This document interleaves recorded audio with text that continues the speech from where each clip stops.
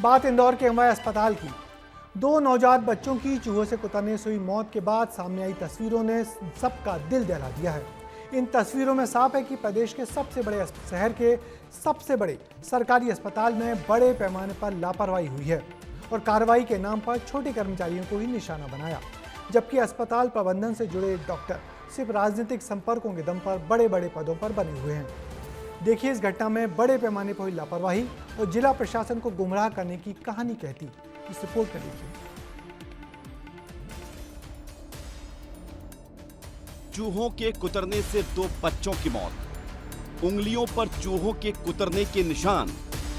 इंदौर का एमवाई अस्पताल, मासूमों के हाथ से गायब हुई ये 4 उंगलियां सवाल पूछती हैं उस अस्पताल से जहां 2 नवजात बच्चियों की मौत हुई और ये अस्पताल इस मौत के लिए जिम्मेदार है।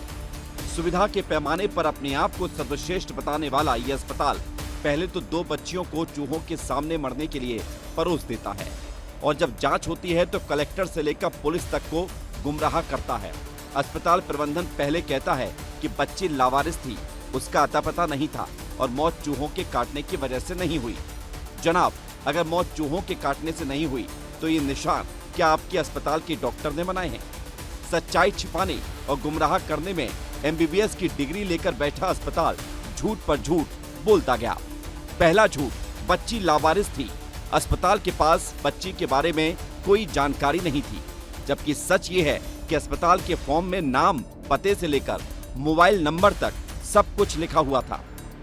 दूसरा झूठ, दोनों नवजात बच्चों की मौत इंटेस्टाइन खराब होने और हीमोग्लोबिन कम होने के चलते हुई, जबकि उंगलियों पर कुतरने के निशान साफ साफ गवाही दे रहे हैं कि मौत अस्पताल की लापरवाही से पले चूहों की वजह से हुई। तीसरा झूठ, पोस्टमार्टम रिपोर्ट में लिखा गया कि चूहों ने बच्चों को नहीं कुतरा और इसी रिपोर्ट के आधार पर कलेक्टर आशीष सिंह के जरिए मीडिया में झूठ बुलवाया गया। चौथा झूठ, राज्य स्तरीय टीम जब इंदौर में इस केस की छानबीन करने में लगी तो इंदौर आए मेडिकल एजुकेशन कमिश्नर तरुण राठी को भी यही फीडबैक दिया गया कि चूहों ने मामूली कुतरा था। अब उन्होंने जो नंबर दिया था उस नंबर पर इन्होंने खुद बात की। उसके बाद में जब वो चले गए, एक प्रक्रिया है कि नोटिफिकेशन कराते हैं सुपरडेंट के माध्यम से, सीएमओ के माध्यम से पुलिस को सौंप दिया जाता है। ये अननोन है, फिर पुलिस ने उस पर कार्रवाई की, पुलिस ने भी बात की, लेकिन पता नहीं लगा। अब चूंकि पोस्टमार्टम हुआ, उसके बाद में पुलिस ढूंढ रही थी, पुलिस का काम था, पुलिस ढूंढ रही थी। डीन कहते हैं कि बच्ची को लावारिस छोड़कर गए परिजन की तलाश करना डॉक्टर का नहीं, पुलिस का काम है। लेकिन मिस्टर डीन, आपके अस्पताल के पर्चे में जो लिखा है वो बताना तो आपके काम में ही आता होगा।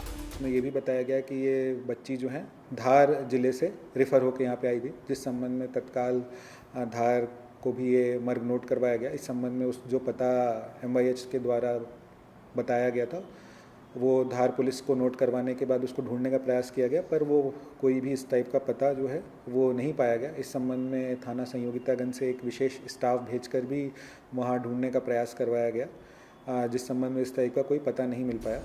अस्पताल गुमराह करने में शेर है तो अस्पताल का मैनेजमेंट संभालने वाली कंपनी सवा शेर। Agile security force and system private limited pest control संभालती है।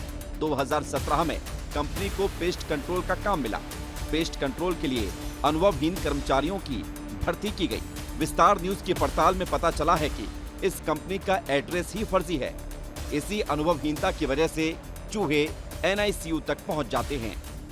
झूठ, गुमराह और फर्जीवाड़ा, ये है मौत के जिम्मेदारों का असली चरित्र। सवाल यही है कि 2 बच्चियों की मौत के जिम्मेदारों पर कार्रवाई कब होगी? इंदौर से पुनीत विजयवर्गीय के साथ ब्यूरो रिपोर्ट, विस्तार न्यूज। तो इस घटना ने एक बार फिर साबित कर दिया है कि बड़े सरकारी अस्पतालों में नवजात बच्चे किस कदर असुरक्षित हैं। इन बच्चों को बीमारी और संक्रमण के साथ ही चूहों के जानलेवा हमलों से बचाना भी अस्पतालों में अब बड़ा चैलेंज है, क्योंकि पेस्ट कंट्रोल के नाम पर सिर्फ अस्पतालों में खाना पूर्ति की जाती है। प्रदेश के पूर्व स्वास्थ्य मंत्री और वरिष्ठ विधायक अजय बिश्नोई ने भी बच्चों की इस तरह से हुई मौत को स्वास्थ्य विभाग के लिए बेहद शर्मनाक घटना बताया।